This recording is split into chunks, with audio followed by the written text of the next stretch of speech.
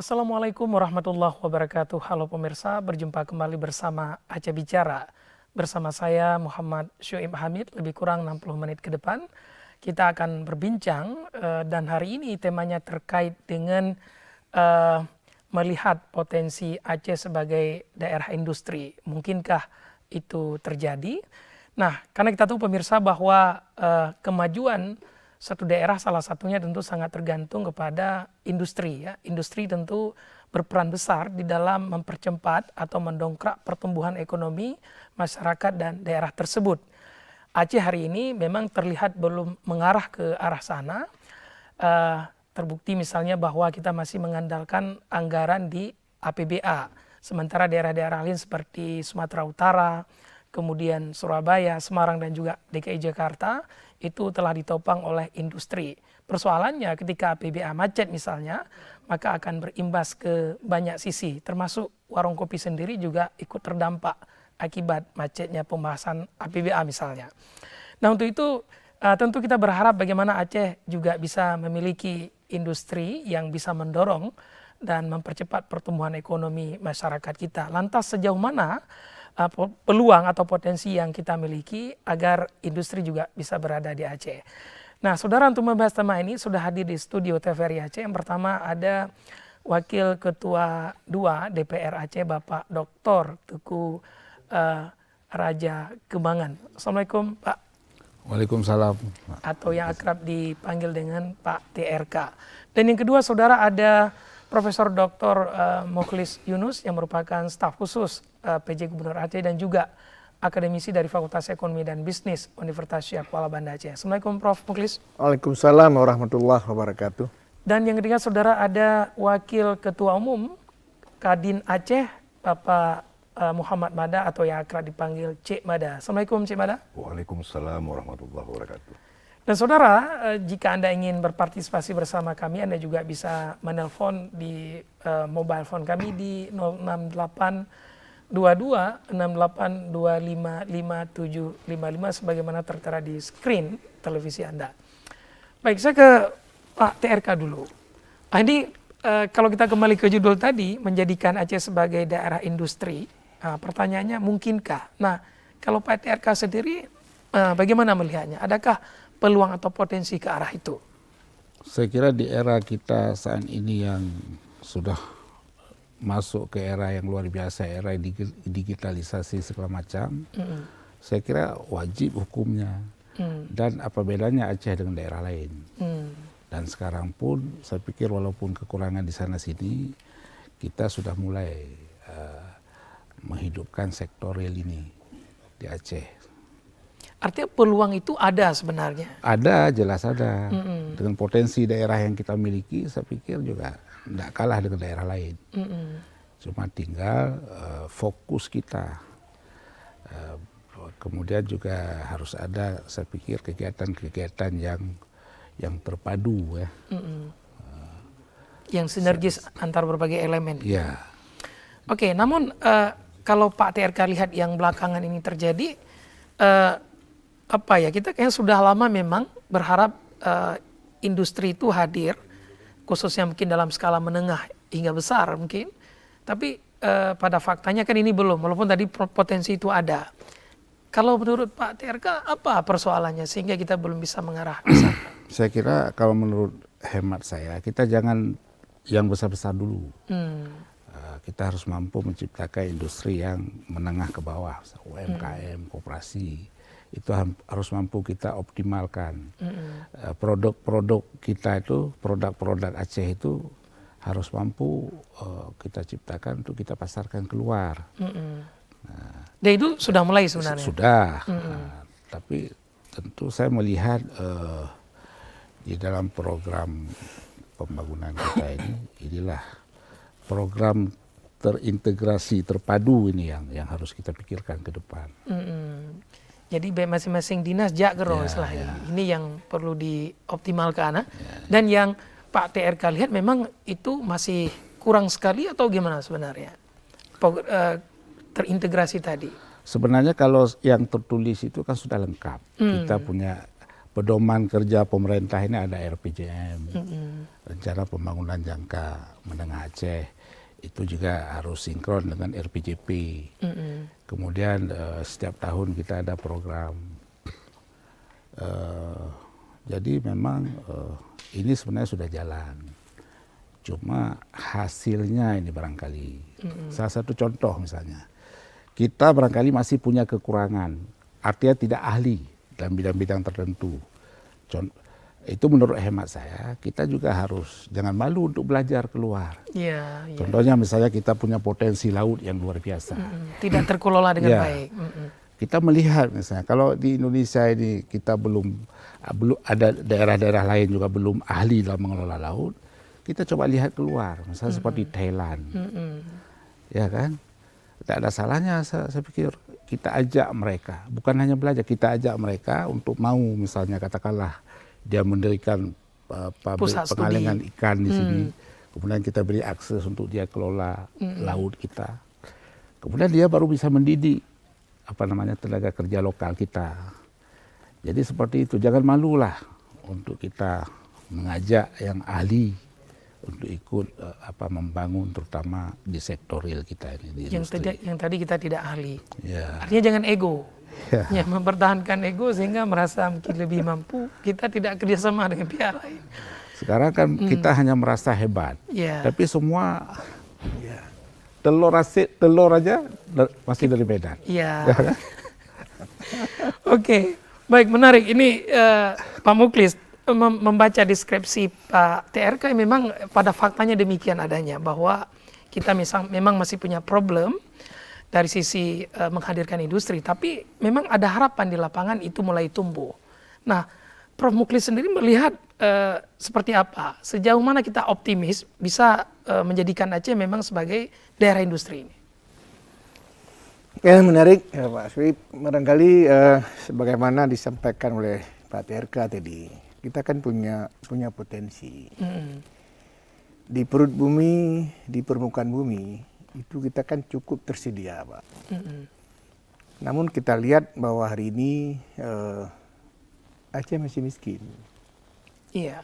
Aceh masih miskin karena memang fakta menunjukkan daerah negara-negara yang tidak merubah orientasi pembangunan ke industri justru tidak banyak bisa kita berharap. Semisal hari ini bahwa masyarakat Aceh pada umumnya sudah mampu meningkatkan hasil persatuan luas. Ton per hektar padi. Kita lihat kakao oke, pinang oke. Hampir semua komoditas pertanian itu mampu ditingkatkan. Pada waktu yang bersamaan tidak terperbaiki pendapatannya. Kenapa? Karena masyarakat Aceh hanya bertumpu pada kemampuan menghasilkan input bagi orang, tidak melangkah satu langkah ke industri. Nilai tambah itu terjadi pada upaya-upaya industri itu. Sudah mengolah, tidak menjual lagi dalam bentuk tidak ada nilai tambah. Hari ini misalnya seperti kita lihat gabah lah. Gabah, di Aceh itu belum ada masyarakat kita yang surplus beras. Yang surplus sekarang gabah. Gabah di Aceh hanya beberapa jam saja ada. Pada jam berikutnya dia berangkat ke Medan. Setelah berangkat ke Medan, diolah di sana, di label, balik ke Aceh dengan berbagai nama-nama. Inilah barangkali perlu merubah orientasi agar masyarakat tidak berpuas dengan apa yang dihasilkan dari alam, tapi kemudian mencoba untuk pengembangan hilirisasi. Dan bukan hanya di sektor itu, Prof ya, di sektor pertanian lain juga. Hampir semua sektor, Pak. Serupa skemanya. Semisal kita lihat misalnya aja, ini kan di daerah TRK sendiri kan cukup banyak, Pak. Sawit. Bahwa cerita sawit. Pertanyaannya, berapa banyak ada pabrik minyak goreng? Iya. Kan kita juga tahu dari sawit yang kita angkut ke Medan bermacam-macam bisa diolah, dari minyak goreng, dari sabun, bermacam-macam, tapi itu kan belum terbentuk. Oleh karenanya bahwa setiap pelaku pembangunan idealnya juga harus merubah orientasi, karena yang bisa memperbesar pendapatan bukan pada output awal, tapi output setelah diolah. Produk turunan. Produk turunan. Makanya itulah yang diperlukan diferensiasi, dikarenakan bahwa perbaikan pendapatan itu hanya terjadi setelah produk itu terolah. Kita tidak jual dalam bentuk belum terolah. Olah itulah yang kita kenal dengan dunia industri. Merubah nilai, merubah tempat. merubah bentuk adalah bagian-bagian dari kreasi industri itu sendiri. Nah, pertanyaan berikutnya ini, siapa yang harus merubah orientasi? Apakah policy maker dalam ini pemerintah atau justru petani? Petani kalau kita berharap pada mereka tanpa support dari pemerintah juga nonsens akhirnya, Prof. Setuju bahwa itu mesti berbarengan. Kalau pemerintah pun maju di depan tanpa ada kesiapan petani, tidak ada edukasi yang memadai juga enggak.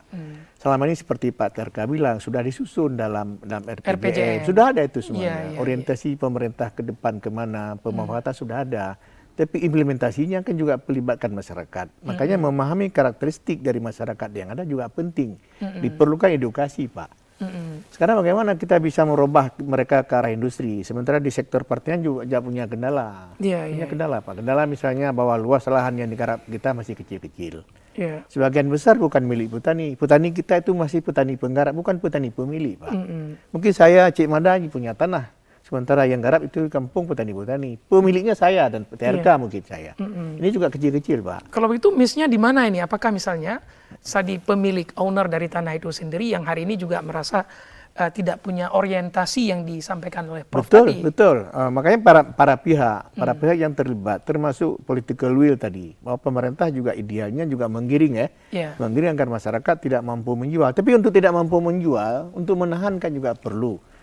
Perlu bagaimana? Makanya instrumen-instrumen pembangunan yang ada itu mesti kita fokus bahwa ada regulasi yang menyebabkan dihimbau masyarakat untuk tidak menjual sebelum diolah. Itu dia. Tapi jangan pula masyarakat, maksudnya harus ada alternatifnya, masyarakat hana pengsi, justru itu.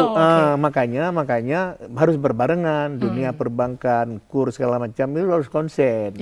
Kan Bulog juga begitu, ada diet. Bagaimana merubah agar masyarakat mampu menahan, itu satu. Yang kedua, mampu merubah bentuk dulu. Dengan merubah bentuk akan ada perbaikan pendapatan. Perubahan bentuk itu adalah sebuah kegiatan industrialisasi, Pak. Itu yang perlu dilakukan. Sebenarnya boleh saja dalam makna luas bahwa industri itu adalah pencipta nilai tambah. Nilai tambah kan bisa bermacam-macam. Nah sekarang apalagi ya Prof bilang tadi digitalisasi, Pak. Hampir semua kegiatan adalah selain pada proses awal itu adalah industrialisasi. Di jasa, di segala macam mesti, Pak. Di pariwisata juga industri, olahraga juga industri, Pak. Kenapa kita tidak berkembang? Karena kita berkutat pada on farm, Pak. Berkutat hanya pada kemampuan budidaya, tapi kita tidak pernah mengolah di hulu dan hilir. Makanya ini namanya hilirisasi, Pak. Nah, gitu. Menarik bahwa kita sebenarnya problemnya terdiagnosa, cuman terkesan mungkin belum move on dari persoalan itu. Salah satunya mungkin ketemu tadi ada miss yang terjadi antara pada orientasi pembangunan dari sumber yang kita punya. Nah, Cik Mada, di teman-teman pengusaha sendiri sebenarnya gini ceritanya gini, Mas Cik Mada. Kalau kami orang-orang biasa kan berpikir kok bisa Aceh nggak bisa membangun punya industri pengolahan seperti tadi? Kita kan punya pengusaha-pengusaha yang tergabung dalam Kadin misalnya, atau di Apindo juga ada. Nah, tapi kenapa belum terjadi itu, Cik Mada? Berbicara untuk pertumbuhan industri, itu banyak persoalan di dalam meningkatkan atau mengajak para investor. Karena kami dari Kadin sering ketemu investor. Stigma yang paling bahaya ini Aceh sudah aman. Sampai hari ini masih keluar. Masih tema ini dipertanyakan? Masih. Dan saya 2 hari yang lalu menghadirkan investor dari Singapura. Saya bawa ke Perlak 2 hari yang lalu. Ke Perlak, habis dia lihat lokasi, dia tanya, ini aman nggak di sini? Ada stigma itu masih ada. Nah itu kita hilangkan dulu. Bagaimana caranya? Makanya kita harus kompak. Yang kedua, membangun Aceh khususnya industri ini tidak bisa dengan satu orang. Artinya gubernur selaku pemegang mandat tertinggi, DPR, dunia usaha harus kompak. Tidak mungkin gubernur bisa membangun Aceh tanpa dukungan pihak lain. Sehebat apapun itu manusia. Jadi nggak bisa wamenso jalan sendiri. Jadi ini kita harus ada kekompakan dulu, bangun kekompakan. Yang kedua, saya melihat hari ini ada istilah-istilah bahasa orang Aceh, kita lawan Medan.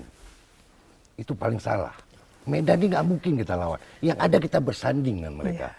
Bagaimana pemerintah Aceh dengan dunia usaha datang ke Medan, ketemu pengusaha-pengusaha besar di Medan, ngajak dia buka pabrik di Aceh.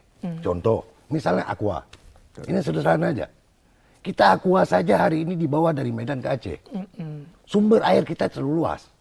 Di daerah Pantai Barat mungkin daerah Paterka juga banyak. Di Takengon juga. Kenapa enggak pemerintah Aceh datang ke pabrik Aqua? Tolong Aqua khusus untuk Aceh, bangun di Aceh. Pemasarannya di Aceh. Dalam feeling Cik Madam saya, apakah pemerintah sudah datang atau belum? Enggak, saya lihat Memang belum. Belum ya? Belum. Pemerintah hari ini hanya kerja. Ya, Rutinitas. Iya, autopilot. Oke. Apa yang udah biasa seperti itu. Karena sudah dijadwalkan oleh biru-biru, mungkin Bapak hari ini jam sekian, hadir ini jam segini, begini. Udah ada semua. Tidak ada terobosan. Jujur saya bilang tidak ada terobosan. Saya berani jamin itu. Hari ini kenapa nggak kita datang ke perusahaan-perusahaan besar di Medan? Nggak usah ke Jakarta dulu. Di Medan ada Pokpan. Kita datang, Pokpan. Oke, saya kasih tanah 20 hektar, silakan bangun di Aceh. Pajak 5 tahun free. Keamanan kami jamin. Jadi jangan pasok lagi pakan ayam, telur ayam, apa namanya lagi, bibit ayam dari Medan. Tapi dari Aceh, khusus pemasaran di Aceh. Yang paling tragis kita lihat, pabrik di Aceh, tapi pengendalian di Medan, PT SAI. Iya. Ini Paterka. Kendalinya di Medan. Ini mau apa? Oke, kalau begitu dalam situasi yang demikian misalnya, ada harapan Kadin menjadi leading sektor untuk menerobos yang sifatnya tadi birokrasi-birokrasi yang demikian. Oke, kita tidak berharap di pemerintah, tapi misalnya apakah Kadin juga bisa berinisiatif untuk menjadi lebih leading? Sudah. Kadin sudah pernah ketemu dengan Direktur Utama PT Kim, kawasan industri Medan. Itu mereka kawasan industri sudah Kim kalau nggak salah saya ke-12. Kita bercerita banyak dengan dia. Beliau bertanya, oh begini kata beliau, kami siap mendukung kawasan industri Aceh. Siap. Tapi siapa berani jamin? Kalau begitu investor masuk, terjadi persoalan, sehingga pabrik tidak bisa berfungsi, ada gangguan macam-macam lah. Siapa berani tanggung jawab? Pemerintah Aceh berani garansi? Kalau terjadi hal seperti itu, pemerintah Aceh beli? Mengganti kerugian si pengusaha? Kalau itu berani dikeluarkan, saya akan kerja. Dia bilang, kami membangun Kim ini tidak mudah. Kim kita bangun, pemegang saham itu pemerintah pusat, pemerintah Sumatera Utara, pemerintah Kota Medan. 3 pemerintah. Kita di Aceh bangun kawasan industri, pemerintah Aceh pemegang saham. Nggak akan jalan, beliau bilang. Seharusnya? Tetap harus ada saham pemerintah pusat. Iya. Kenapa? Jadi kami dibawa keliling, kan cukup luas tuh, Pak Terka. Dibawa ke salah satu pabrik CPU, milik pengusaha Yaman. Saya tanya, kenapa pengusaha Yaman bisa masuk kemari? Jauh-jauh dari sana. Dia bilang begini, Pak, ini orang Yaman bukan datang sendiri kemari. Ada yang bawa. Siapa yang bawa? Pak Yusuf Kalla. Karena di sini ada saham pemerintah pusat. Iya. Udah, kamu masuk Indonesia, itu masuk ke Kim. Jadi sehingga mereka buatlah pabrik cukup besar. Pabrik CPU mungkin terbesar itu. Turunannya macam-macam itu. Oke, cuman pertanyaan berikutnya, kenapa kita tidak bisa menjadikan pemerintah pusat sebagai investor misalnya? Ya itu kembali ke pihak pemerintah, khususnya DPR dengan gubernur. Oke. Kan nggak di swasta itu, kebijakan di pemerintah. Tapi Kadin sudah berusaha sebenarnya. Sudah. Yang kedua lagi kita lihat, hari ini terjadi apa lagi di lapangan? Kita mau buat satu PLTU misalnya, atau PLTA. Itu persoalan perizinan. Masya Allah. Itu pada level daerah? Level daerah. Mulai di tingkat 2, di bola sana, di bola sini, udah bersih naik ke provinsi. Jadi cukup panjang birokrasi. Sehingga tidak akan tuntas dalam waktu bisa jadi satu pemerintahan, bisa 5 tahun. Oke. Begitu berganti pemerintah, masuk tahun ke-6. Kalah elok. Oke. Makanya hari ini, cobalah kita ini, pengusaha, pemerintah, DPR kompak. Satu visi. Kemudian, satu lagi, ini yang paling penting, perbankan. Bank Aceh buka diri. Karena data saya dapat di OJK, itu 8% cuma dana yang terserap untuk industri. Sisanya? Lain, positif. Ini data OJK, Pak Terka. Bukan data saya, OJK. Saya bilang ke orang Bank Aceh, bisa nggak dibalik itu? 8% untuk konsumtif, nggak usah jauh, 50% aja dunia usaha. Jangan sikit-sikit begitu kita datang ke Bang Aceh, najelah jaminan. Industri itu nggak usaha. Kalau itu pertanyaan, saya sudah punya uang, punya industri, ngapain saya ambil kredit? Ambil kredit karena saya tidak mampu. Jadi pertanyaan itu. Jadi saya lihat Bank Aceh perlu DPR pressure itu Pak. Pak Dirga. Jangan kerja lagi autopilot. Datang hari ini PNS bawa SK, jam 8 diajukan, jam 10 terima uang. Dah cair. Kami pengusaha minta uang mungkin berhari-hari, bisa berbulan-bulan. Adakah satu kasus? Oke, Cik Mada, mungkin dengan itu kasus untuk menarik, saya tanya di yang berikutnya, tapi kita jeda dulu, Cik Mada. Oke. Baik, kita jeda dulu. Pemirsa tetap bersama kami, perbincangan ini akan berlanjut setelah informasi yang berikut ini.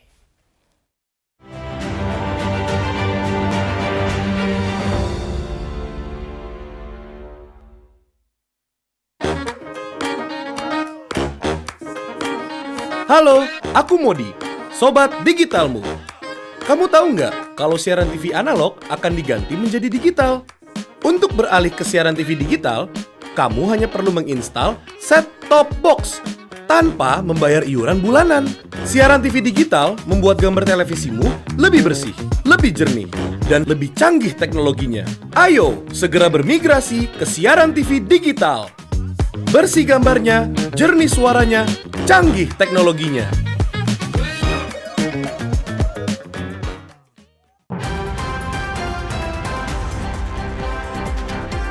Berbagai peristiwa penting terjadi di Provinsi Aceh sepanjang harinya, menghadirkan berita dan juga fakta.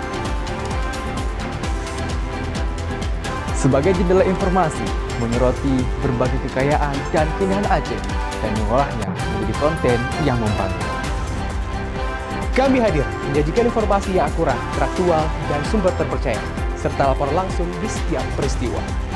Saksikan Aceh Hari Ini setiap hari pukul 17 waktu Indonesia Barat hanya di TVRI Aceh, media pemersatu bangsa.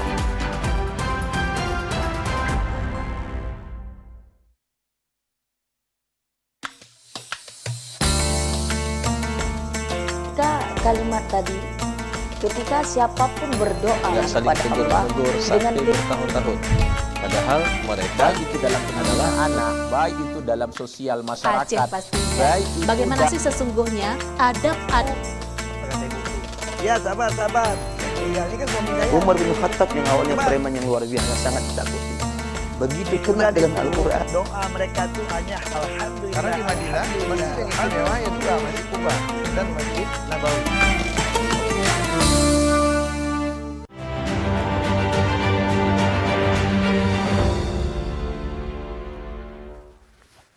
Baik, terima kasih pemirsa, Anda masih bersama kami dan kita masih berbicara terkait dengan menjadikan Aceh sebagai daerah industri. Mungkinkah, tadi menarik menyimak bahwa memang ada sejumlah persoalan yang masih terjadi, namun begitu potensi atau peluang Aceh untuk menjadi industri, tentu dalam definisi yang umum tadi sangat mungkin.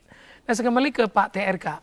Tadi kalau kita simak, ini ada keluhan pengusaha di Pak TRK. Cik Mada tadi telah menyebut misalnya, ada problem dalam konteks pengurusan izin atau katakanlah respon dari elemen pemerintah itu juga sangat lamban di dalam mendukung ini. Nah, sebenarnya dukungan regulasi secara umum seperti apa untuk mendorong industri di Aceh ini, Pak? Saya kira kalau aturan-aturan ini sudah lengkap, ya, Pak. Cuma memang ini perlu mungkin political will. Pemimpin tingkat, katakanlah misalnya tingkat daerah lokal. Kalau kita melihat Pak Jokowi selama ini kan tegas beliau terkait dengan perizinannya harus cepat. Mungkin juga di tingkat daerah, kepala daerah juga harus menekankan ini juga untuk skop tingkat daerah. Jadi dia sejalan dengan pusat, ya. Karena mungkin apa yang disampaikan oleh kepala negara untuk tingkat lokal ini juga jalannya ke lamban dia. Ya, jadi, semestinya disahuti sesuai dengan perintah Pak Presiden gitu, ya. Ya. Tapi saya melihat memang sebenarnya Aceh ini menurut hemat saya pribadi, ya, kita merindukan lahirnya sosok pemimpin Aceh itu yang kuat. Nah ini yang barangkali impian ini entah kapan terwujud. Di masa lalu barangkali kita pernah punya gubernur itu seperti Pak Majid Ibrahim, Pak Ibrahim Hassan.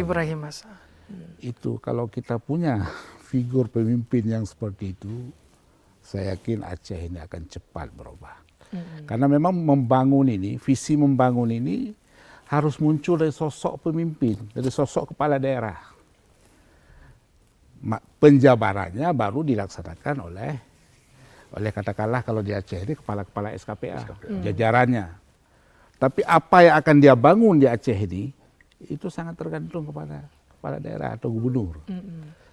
Misalnya daerah ini apa yang akan dibangun, fokus pembangunan apa daerah ini, itu ada di kepala-kepala daerah semua. Jadi bukan di kepala staf. Bukan di kepala SKPA. Ya, dia melaksanakan apa yang ada di kepala-kepala daerah itu, staf, kepala-kepala SKPA ini. Ini yang saya secara pribadi itu yang saya impikan. Suatu saat Aceh akan muncul sosok figur pemimpin yang kuat. Seperti pada masa lalu kita pernah. Cuma kita berdoa aja, semoga cepat lahir pemimpin Aceh yang seperti itu. Oke, berarti kita ya menarik. Artinya memang ada satu kendala di situ saat ini, setidaknya menurut perspektif Pak TRK, bahwa kita belum punya strong leadership ini. Karena kunci keberhasilan pembangunan ini pada sosok top leader dia. Iya. Kalau top leader hebat, kuat, insya Allah akan bergerak semua dia. Tapi kalau terbaliknya, ya mengikuti juga. Oke, ini menarik. Tapi dalam konteks sekarang, kita mau tidak mau harus terima apa yang ada saat ini. Ini apa yang Pak TRK lihat? Misalnya, tadi ada keluhan, kekompakan itu memang kita kurang. Sehingga ini juga berpengaruh pada spirit kebersamaan untuk membangun itu. Jadi ketika kita kurang kompak, otomatis setiap pihak berpikir instansi masing-masing. Pak TRK sendiri memang melihat ada problem itu enggak di lintas sektoral kita ini? Saya kira secara lahiriah kita kompak. Cuma harusnya kompak itu bukan lahiriah aja. Lahir batin kita harus kompak. Contoh misalnya, antara katakanlah pemerintah Aceh dengan kami lembaga DPR ini, kompaknya harus kompak lahir batin. Sementara lahiriah jangan aja. Lahir kompak, di belakang saling menjegal. Ini persoalan. Oke. Ini menarik. Memang ada problem itu ya, yang semestinya harus diatasi segera. Tapi sejauh mana sebenarnya,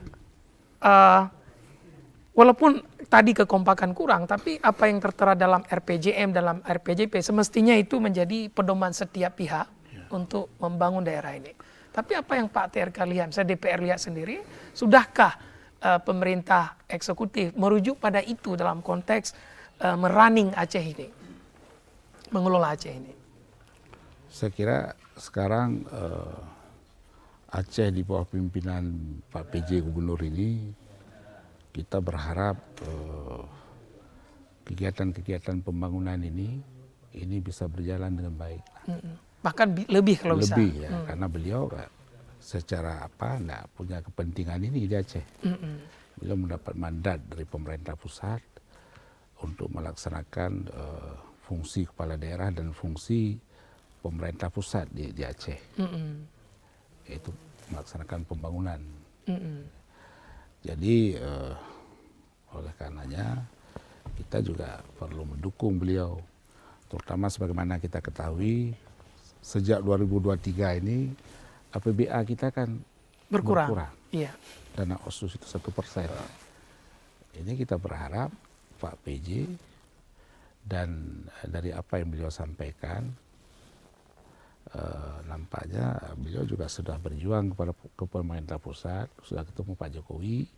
Kita berharap Pak Presiden juga akan memberikan lagi kekurangan 1% untuk Aceh. Jadi ini. Semoga saja, karena sangat terasa ya. Oke. Lalu bagaimana dengan, saya tidak tahu Pak TRK dan teman-teman DPRA merasa tidak, misalnya keluhan seperti Cik Mada sebut bahwa stereotip atau Aceh yang masih disebut belum aman itu ternyata juga masih menjadi isu pada dunia luar untuk berinvestasi di Aceh. Ini gimana DPR sendiri menemukan itu tidak? Saya kira bisa jadi seperti itu. Tapi ini kan tugas semua kita lah, semua pihak yang ada di Aceh untuk meyakinkan terutama katakanlah investor yang akan berinvestasi di Aceh bahwa Aceh ini sudah aman ya. Karena kalau kita tidak mampu meyakinkan ya seperti kata Cik Mada tadi. Ini seperti misalnya kalau kita cerita industri. Seperti yang sangat butuh sekarang. Di Aceh Barat Selatan, Aceh Pantai Barat lah. Itu kan sebenarnya layak sudah ada refinery sawit. Oh iya. Jangan kita bawa CPO ke Medan. Ya kan? Dan kalau ini terjadi akan tertampung tenaga kerja ribuan saya dengar. Semacam inilah hilirisasi. Dengan potensi yang kita miliki, Aceh miliki, sebenarnya tidak sulit ini datangkan investor ini. Saya juga sudah beberapa kali menyampaikan, tapi mudah-mudahan lah supaya cepat terwujud. Oke. Ditambah kalau kita punya strong leadership tadi, mungkin akan mempercepat itu. Oke, kembali ke Prof. Muklis. Nah, Prof. Muklis, ini Anda juga sebagai staf khusus PJ Gubernur Aceh saat ini. Ini kan Pak Cik Mada tadi ada keluhan dari pengusaha, tadi juga menyimak tambahan dari Pak TRK. Tapi sebenarnya pada faktanya pada level di bawah itu, apakah benar memang ada problem dalam konteks pengurusan izin ini? Sehingga ini pada menjadi kendala bagi pengusaha untuk berinvestasi. Ya, saya pikir apa yang disampaikan Cik Mada ada benarnya. Benar, yang pertama rantai pengurusan panjang masih. Kemudian di kabupaten kota juga kadang-kadang menunjukkan raja-raja kecil. Oke, ada ego ya. Itu dia, itu yang masih masalah sekarang. Jadi kadang-kadang makanya begitu ada Kadin mencoba mendorong dari kabupaten kota, dari sisi sudah ada masalah. Itu masalahnya, itu problem. Yang kedua memang betul yang Cik Mada sampaikan tadi, bahwa hari ini yang terbaca sebagian besar pembiayaan dari Bank Aceh misalnya tidak mengarah kepada industri. Tapi tidak juga semuanya betul. Nah, maksudnya begini maksudnya. Maksudnya kan ini fakta realita lah. Realita misalnya kalau kita jalan dari Simpang Surabaya sampai ke Darussalam, itu 88% toko-toko itu milik PNS, Pak. Artinya misalnya Muklis Yunus, profesor juga di bisnis, tapi sama dengan Cik Mada, ada juga perusahaan beberapa, semisal. Artinya yang perlu dilihat tadi sektor produktif. Kalau PNS ini produktif, kita dorong. Yang Cik Mada sampaikan itu tidak hanya semata-mata mengandalkan pada SK-nya, pada akunannya. Kalau itu kan artinya bank perlu merubah visi. Itu satu. Yang kedua, memang ada juga kendala pembiayaan di lapangan. Semisal bahwa banyak usaha-usaha kecil di bawah Cik Mada itu visible, tetapi tidak bankable. Mereka belum terbiasa dengan simpan uang di bank. Itu masih kenal. Dan inilah salah satu tugas saya, Pak, di Kadin untuk mencoba membenah itu. Sebagian besar usaha kita memang visible, Pak. Cuman urusan sama bank itu yang susah, tidak biasa, sulit sekali simpan uang, itu biasa, Pak. Itu problem. Yang mesti juga kita melakukan edukasi. Bahwa orientasi perbankan Aceh khususnya ke usaha produktif kita setuju, Pak, dan kita dorong itu. Yang kedua bahwa kadang-kadang ada juga aspek lain, Pak. Aspek lain kadang-kadang nih maaflah kalau kita ingin sampaikan untuk ingin merubah. Kadang-kadang orang-orang kita ini sulit untuk membayar. Begitu giliran utang sulit bayar, Pak. Makanya perlu angunan tadi. Jadi itu seperti tadi. Jadi ada kebanggaan lah. Saya juga termasuk orang itu. Dulu bayar ada KMI, Pak, kredit muhasabah Indonesia. Baru kemarin selesai, Pak. Artinya bahwa mentalitas masyarakat juga perlu dirubah. Coba lihat, yang paling bagus bayar utang justru bukan di Aceh, Pak, di Bali. Bali kalau belum habis bayar, dia nggak enak, Pak. Nah, itu adalah mentalitas juga perlu dirubah. Sehingga kita lihat hari ini, sangat banyak tersangkut, Pak. Makanya kenapa perbankan Aceh cenderung memilih PNS tadi, karena bisa potong setiap bulan, Pak. Autopilot. Autopilot tadi. Seharusnya bahwa mereka juga harus menginisiasi, mengedukasi masyarakat untuk berbayar. dia dorong usaha-usaha produktif. Memang perlu pengawalan. Hari ini kan yang berjalan di Aceh ada Bank 47, Pak. Dia kawal bagus, dia kasih pagi, sorenya dia pungut. Bagus. Dan itu bunganya luar biasa. 20%. Ini mereka juga mau. Kenapa? Karena orang Aceh memang pelayanan itu lebih menentukan daripada suku bunga, Pak. Walaupun dengan kata label yang lain.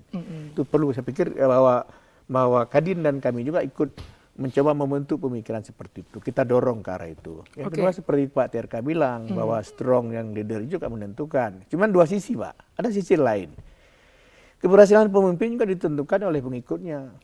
Misalnya Pak TRK nih, wakil ketua. Sekarang siapa di belakang wakil? Artinya dua sisi, Pak. Keberhasilan seorang top leader ditentukan juga oleh siapa di belakangnya. Keberhasilan pemimpin ditentukan juga oleh siapa yang dipimpinnya. Kalau kita lihat misalnya di masa Rasulullah itu sukses dalam segala hal. Dia menjadi umat kita umatan wasata. Pemimpinnya Rasulullah. Tapi lihat siapa di belakang Rasulullah? Umar, Utsman, Ali, orang-orang baik-baik semua, Pak. Itu juga artinya bahwa kontribusi yang dipimpin juga menentukan kualitas apa yang dipimpin. Itu menentukan. Nah, dalam konteks tadi, artinya memang ini harus berbarengan. Berbarengan, betul. Dalam konteks permodalan tadi misalnya, Prof, sejauh mana pemerintah Aceh sebenarnya mendorong Bank Aceh yang mungkin menjadi salah satu penyedia keuangan ini, karena kan pemerintah Aceh punya saham di situ untuk lebih terbuka dan menyahuti keinginan para pengusaha ini. Memang ini belum terlambat. Pemerintah Aceh baru ini juga mencoba untuk memahami sektor-sektor yang dibiayai oleh Bank Aceh Syariah. Dievaluasi, kemudian dipilih instrumen yang terbagus untuk kepentingan itu. Dulu memang kita lebih nyaman, Pak. Karena dia pikir dia mencoba menghindari risiko, Pak Tri. Kenapa dia pilih PNS? Kenapa dia pilih yang nyaman? Karena dia nggak ada risikonya. Padahal justru bisnis itu risiko, Pak.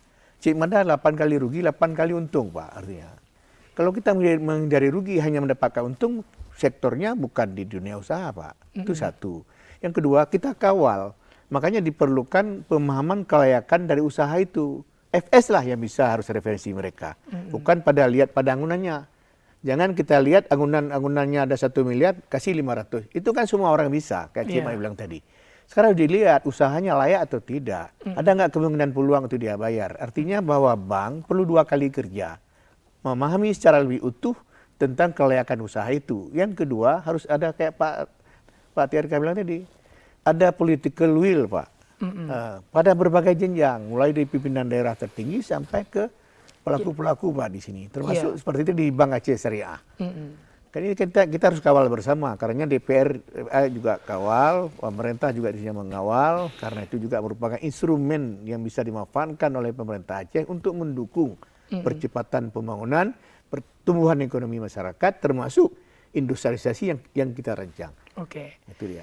Ya, artinya memang semua pihak sebenarnya kalau kita lihat dengar cerita mengimpikan bahwa kita punya industri yang bagus dan semua pihak sebenarnya mendorong untuk itu, namun pada faktanya ada kendala yang mungkin butuh kerjasama juga untuk mengatasi itu. Nah, Cik Mada, apakah sebenarnya ada faktor lain? Katakanlah misalnya Aceh yang posisinya ini di ujung, itu bukan merupakan lalu lalang, itu juga menjadi persoalan tersendiri. Sehingga posisi Aceh yang merupakan paling ujung ini, orang ke sini memang harus ada tujuan. Beda kalau kita ke Medan, sekedar lintas saya ke Padang bisa, atau ke Aceh singgah di Medan atau di Jakarta dan sebagainya. Sehingga minat investor, minat pengusaha untuk berinvestasi itu juga menjadi berkurang sebenarnya. Itu juga salah satu. Karena kita daerah tujuan ya. Tanpa tujuan nggak mungkin orang Aceh. Nggak mungkin orang Kalau ke Medan bisa aja orang lewat. Ya kan? Itu juga. Makanya harus ada sesuatu yang kita jual yang membuat daya tarik orang. Contoh yang saya bilang tadi, kita panggil pengusaha besar Fokfan. Ini ada tanah 100 hektar di Janto. Silakan bangun, tanah free, pajak free 5 tahun. Kita ajak. Itu yang bisa mengajak, itu bisa meyakinkan gubernur. Gubernur ngajak pengusaha, ngajak DPR, sama-sama kita pergi. Saya pikir pasti berhasil. Jangan jalan sendiri. Saya kembali ke Pak Muksi bilang tadi, Nabi saja membangun daerah, membangun di masa didampingi oleh sahabat. Ini masa zaman hari ini, gubernur berjalan sendiri. Ini sudah Pak TRK. Kita Kadin beliau udah hampir setahun. Nggak pernah diajak? Tidak pernah diajak. Kadin ini lembaga resmi, undang-undang. Undang-undang nomor 187, mitra pemerintah. Di setiap tingkatan. Jadi bagaimana seorang gubernur bisa fokus ke satu bidang? Nggak mungkin. Kalau kami diajak Kadin, di bawah Kadin itu ada namanya GAPKI. Gabungan Pengusaha Perkebunan. Itu kebun-kebun besar di bawah GAPKI. GAPKI itu anggota luar biasa Kadin. Kita panggil GAPKI, kita ketemu gubernur, kita duduk. GAPKI buat refinery di Pantai Barat. Itu ada tanah pemerintah Aceh sediakan 200 hektar. Nggak usah skala besar, skala menengah. Karena CPU mereka tentukan. Ini contoh kasus. Ada temuan kami di Politeknik Losmawe. Mereka ada mesin refinery yang mereka dapatkan hasil sayembara di Kementerian Ristek. Udah terduduk itu mesin. Padahal mereka bisa 8 turunan mesin itu. Persoalannya di mana? Mereka nggak bisa dapat CPU. Tidak ada bahannya? Tidak ada CPU-nya. Kenapa? CPU hari ini suka nggak suka dimonopoli. Oke. Oligarki. Jadi CPU ini bayangkan dari Nagaraya ke Banda Aceh berapa ratus kilo? 400 ada? 300. Banda Aceh Medan 600. 900 kilometer dia bawa. Bayangkan kalau di Nagan muncul refinery yang kecil satu. Jalan kita tidak rusak. Ini mereka lalu lalang.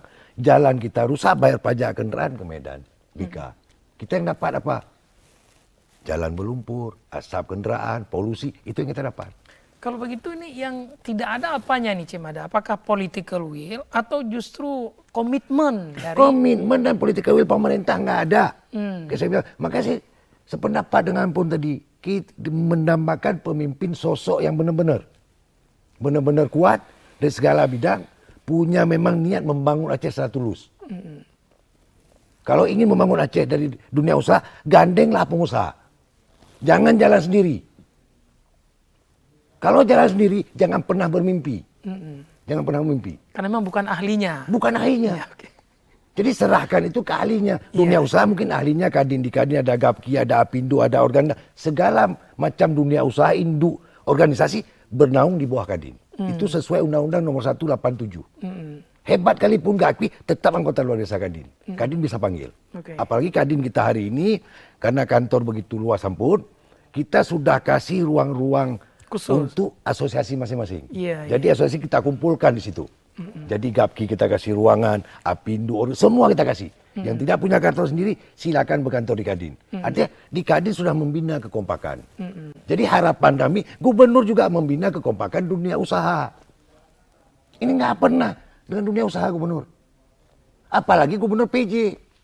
Beliau kan bebannya nggak ada terhadap daerah tanggung jawab. Selesai tugas pulang. Makin berkurang mungkin ya. Yang tahan resiko ke depan siapa? Kita. Kalau salah mereka, beliau ambil kebijakan. Iya. Makanya saya pikir DPR juga harus mengkritisi apa yang dilakukan oleh Pak Gubernur. Bukan kita nggak dukung, kita dukung penuh. Tapi buka ruang. Jangan menutup diri. Rasul saja yang diberi wahyu oleh Tuhan juga perlu sahabat untuk mendampingi beliau.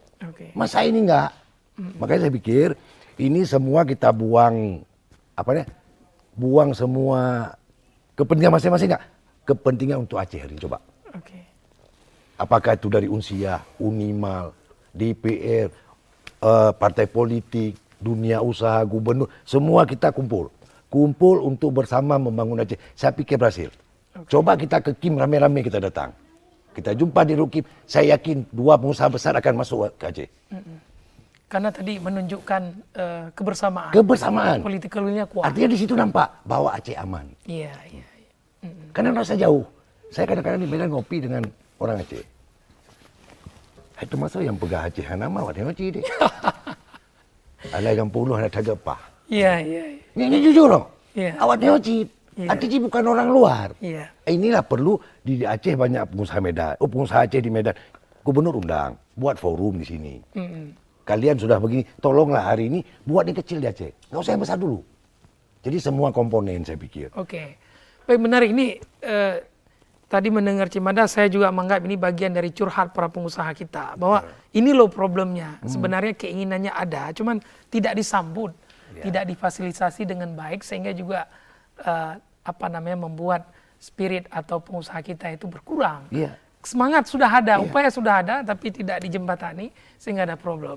Nah, ini ada harapan sama DPRA nih, Pak TRK. Mungkin pengusaha juga berharap apakah mungkin ada pertemuan sekali atau gimana sejauh ini misalnya DPRA ada tidak untuk katakanlah membuat sebuah forum khusus yang barangkali ini bisa mendorong bagaimana semua pihak ini bersama-sama loh. Kita ingin buat industri lebih baik di Aceh. Gimana Pak TRK?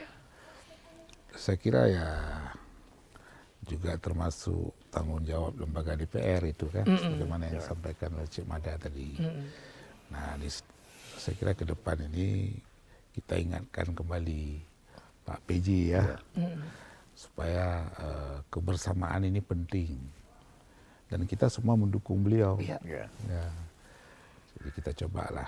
Saya nanti juga kami di DPR akan mengingatkan beliau, menyampaikan ke beliau supaya kalau mungkin diajaklah kita duduk secara bersama-sama, sebagaimana yang disampaikan oleh Cik Mada tadi.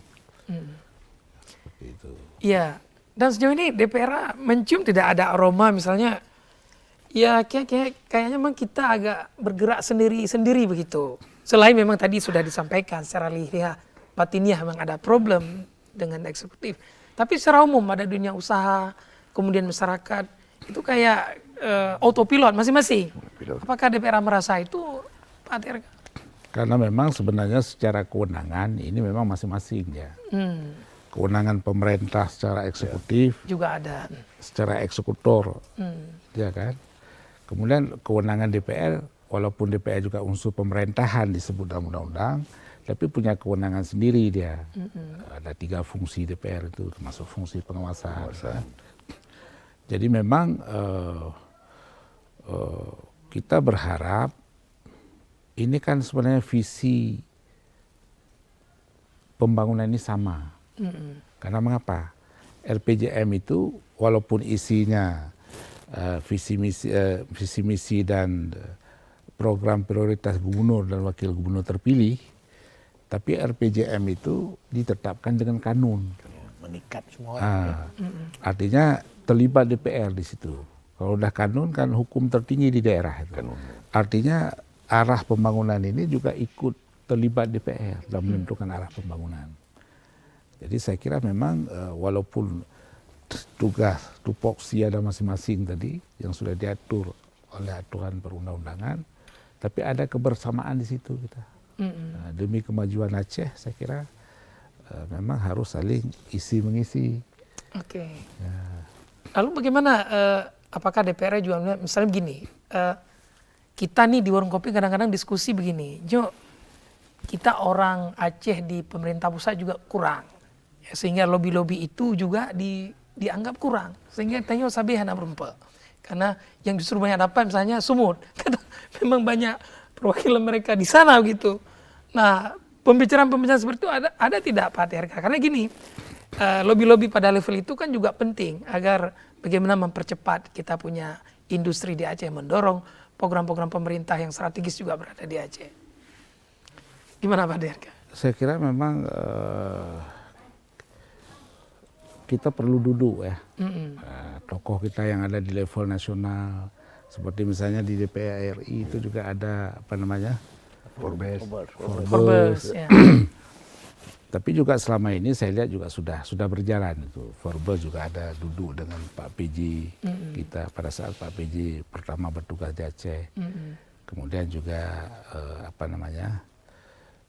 kita juga kadang-kadang menyampaikan hal-hal yang perlu diperjuangkan oleh teman-teman kita yang sekarang sedang di pemerintah pusat seperti DPR ya. Tapi memang membangun ini juga saya pikir tidak seperti membalik-balik telapak tangan ya. Butuh waktu dan proses. Ya. Dan kita berharap, saya berharap sama Pak PJ Gubernur ini, karena kunci pembangunan ini kan duit, peng. Karena mungkin terbangun nengko ngeun kutung.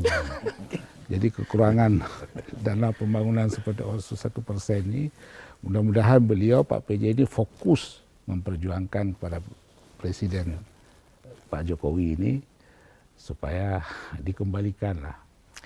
Tapi ada pertanyaan lain nih Pak TRK, ketika berapa kemarin 2,5% saja, kita 2% saja, mungkin pembangunan juga tidak begitu nampak. Ini gimana?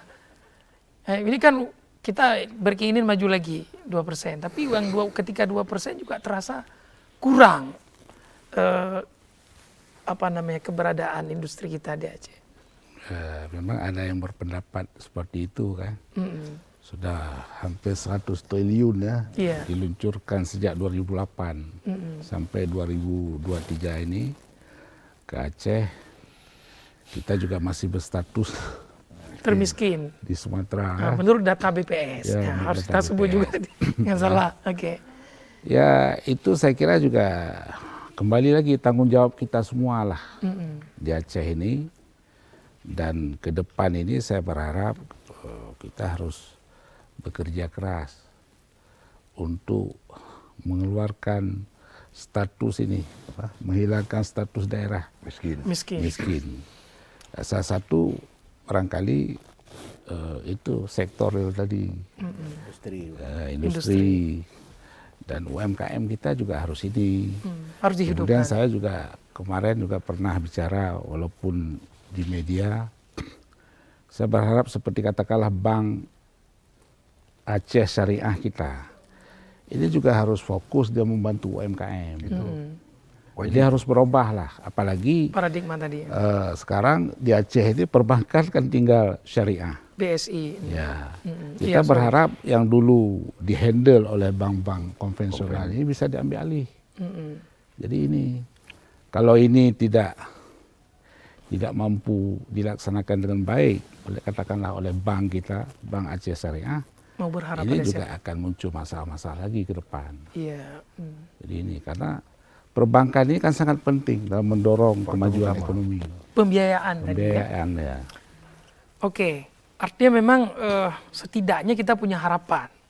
Tapi Pak Muklis, ini terbaca di luar, apakah kita sebenarnya berkompetisi, memperebutkan tidak dengan Sumatera Utara, sehingga ini juga menjadi persoalan. Tanyo sampai misalnya kalah saing pada level lobby-lobby dan nasional, sehingga ini juga berpengaruh pada kurang sekali apa yang kita peroleh hari ini.